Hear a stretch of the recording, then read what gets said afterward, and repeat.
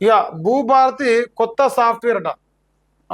Portal code పూర్తిగా ఎత్తివేయాలని సర్కార్ నిర్ణయించింది. ధరణి తాలూకు లోపాలు కంటిన్యూ బ్యాక్ ఎండ్ మార్పులకు అవకాశం ఉంది. తరచూ సాంకేతిక సమస్యల నేపథ్యంలో డెసిషన్ తీసుకురట. సాంకేతిక లోపాలు వస్తున్నాయని డెసిషన్ తీసుకురట. మరి 2-3 నెలల్లో కొత్త సాఫ్ట్వేర్తో కొత్త పోర్టల్ వస్తుంట. అందులోనే సర్వే మ్యాపులట, సైబర్ హ్యాకింగ్ తట్టుకునేలా ఏర్పాట్లు చేస్తుంట. ప్రస్తుతం 73 లక్షల మంది పట్టాదారులు, 1.5 కోటి పైగా ఎకరాల డేటా యథాతథంగా ఉందంట. అటవీ, దేవాదాయ, వక్ఫ్ భూముల డిజిటల్ డేటా అంతా అందులో ఉందంట. మరి ఇంకా చూసుకోరా, భూభారత్కి కొత్త సాఫ్ట్వేర్ వస్తుందంట. అంటే ఉన్నది వీకింది చెప్పాలి. అది కూడా ఉన్నది వీక్తేనే కదా కొత్తది వచ్చేది. ఉన్నది ఎందుకు వీకింది? మనకు చేతగానితనం వల్ల, మన అసమర్థత వల్ల మన శాఖలో, రెవెన్యూ శాఖలో అక్రమాలు, అవినీతులు పెరిగిపోతున్నాయి. భూముల దందాలు పెరుగుతున్నాయి, అక్రమ సంపాదన పెరుగుతుంది. ఇవన్నీ ప్రజలు చూస్తున్నారు కాబట్టి మరి పాపం భయం అయినట్టుంది.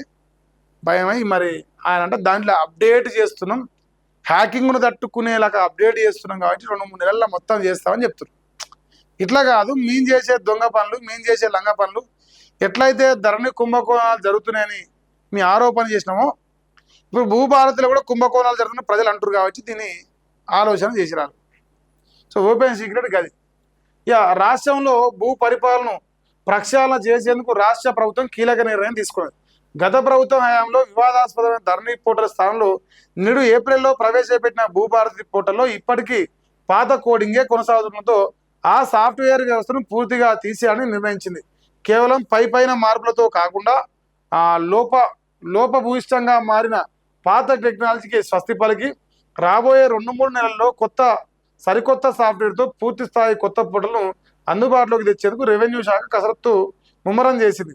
అయితే ధరణి స్థానంలో సరికొత్త ఆశలతో భూభారతి పోర్టల్ను ప్రజల ముందుకు తెచ్చినప్పటికీ సాంకేతిక కారణాల వల్ల పాత కోడింగ్లోనే కొనసాగించాల్సి వస్తుంది. అయితే పాత రోగానికి కొత్త రంగు పూసిన చందంగా మారిన వ్యవస్థ వల్ల రైతులకు ఇంకా ఇబ్బందులు తప్పడం లేదని గ్రహించిన రాష్ట్ర సర్కారు మార్పులు చేయాల్సిందేనని నిర్ణయించింది. చూసిర్రా, పాతినికి కొత్త రంగులు వేసిర్రు నాటి ఇన్ని రోజులు భూభారతి.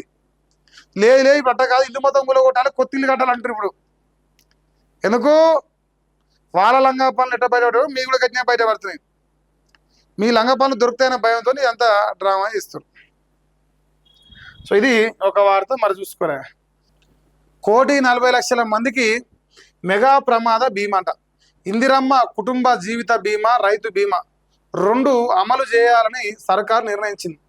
ఏటా 5,500 కోట్లు అవసరమని అందిన ప్రతిపాదనలు అని చెప్పేసి అంటుంది. రాష్ట్రంలో అర్హులైన ప్రతి పేద కుటుంబానికి సామాజిక భద్రత కల్పించడమే లక్ష్యంగా ప్రభుత్వం మెగా జీవిత బీమా పథకానికి రంగం సిద్ధం చేస్తుంది. ఏ కారణం చేత చనిపోయినప్పటికీ లబ్ధిదారుని కుటుంబానికి, నామినీకి 5 లక్షల తక్షణ ఆర్థిక సాయం అందించేలా ఈ పథకాన్ని రూపొందిస్తున్నారు. రాష్ట్ర బడ్జెట్లో ప్రతిపాదించిన దాని ప్రకారం కొత్తగా అమల్లోకి తీసుకురానున్న ఇందిరమ్మ కుటుంబ జీవిత బీమా ద్వారా దాదాపు 1 కోటి మందికి పైగా లబ్ధిదారులకు జీవిత బీమా రక్షణ లభించనుంది. 1,40,00,000 మందికి మెగా ప్రమాద బీమా అంట.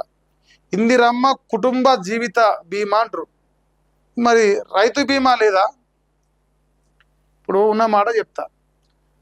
నా మీద 2 ఎకరాలు ఉంది, నా టైం బాగాలేక నేను గుడ్డు పెట్టిన, నేను వ్యవసాయం చేస్తున్నాను, నేను 1 ఎకరం 2 ఎకరాలు వ్యవసాయం చేస్తున్నాను.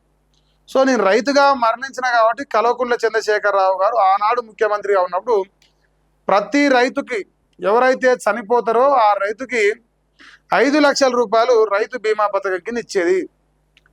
రేవంత్ రెడ్డి గారు వచ్చినాక ఈ 5 లక్షల దేవుడెరు, అసలు ఆ పథకమే ఉందా లేదా అని డౌట్ కూడా వస్తుంది. చాలామంది నాకు తెలిసిన వాళ్ళు ఈ మధ్యలో చనిపోయిన వాళ్ళు ఉన్నారు. వాళ్ళు నెలలుగా వస్తుంది చనిపోయాయి, వాళ్ళ పైన భూమి ఉంది, వాళ్ళు వ్యవసాయం చేస్తారు. స్టిల్ ఇప్పటికి కూడా వాళ్ళకు రైతు బీమా పడలే. రైతు బీమాకు పంగన పెట్టి దాన్ని ఇందిరమ్మ కుటుంబ జీవిత బీమాగా ఏమైనా మారుస్తుర్రా? ఎందుకంటే ఇప్పుడు మీరు పేరు గదే పెట్టారు. 1 కోటి మంది లబ్ధిదారులకు బీమా వస్తుందంటారు. ఇప్పుడు కోటి పోతాం ఏమన్నా?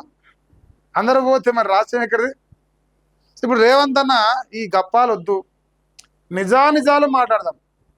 నిజంగా నువ్వు మంచి చేసే ఉద్దేశం ఉంటే రాష్ట్ర రైతాంగానికి ప్రస్తుతానికి ఇప్పటికిప్పుడు ఎవరైతే రాష్ట్రంలో రైతులు చనిపోయారో వాళ్ళందరికీ రైతు బీమా అయింది. లేదు కుటుంబాలు ఎవరైనా కుటుంబ పెద్ద చనిపోతే వాళ్ళకు భూమి ఉన్నా లేకున్నా అంతో ఇంతో ఆర్థిక సాయం చేయరు. ఏది మీరు ఏదైతే ఇందిరమ్మ కుటుంబ జీవిత బీమా అంటారు, తప్పులేదు. సో మనం రాజకీయంగా వంద విమర్శలు చేసుకున్నా ఒక పేదవాడికి నీ వల్ల న్యాయం జరుగుతుంది, అంతో ఎంతో వానికి లబ్ధి జరుగుతుంది, వాని కుటుంబం 4 రోజులు 4 మెతుకులు తిరగేందుకు అవకాశం దొరుకుతుంటే దాన్ని బేషరతుగా అంగీకరిస్తాం.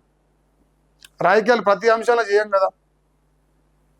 సో మరి రేవంత్ రెడ్డి గారు మరి ఒక మంచి ఆలోచన చేస్తున్నారు. సో ఈ ఆలోచన ఆచరణలోకి రావాలని కోరుకుంటున్నా, ఆలోచనగానే మిగిలిపోవద్దని ఆశిస్తున్నా. ఎందుకంటే తమరి ప్రభుత్వం 2.5 సంవత్సరాల చరిత్రలో గదే చేస్తున్నారు ఇప్పటిదాకా కూడా, ఈరోజు కూడా స్టిల్. సో మరి ఏమైనా మార్పులు చేర్పులు చేసి ప్రభుత్వాన్ని ప్రజలకు నచ్చినట్టుగా, ప్రజలు మెచ్చినట్టుగా పరిపాలన చేస్తే మంచి పేరు వస్తుంది, బాజాప్తా వస్తుంది. ఆలోచన నీ చేతుల్లోనే ఉన్నది.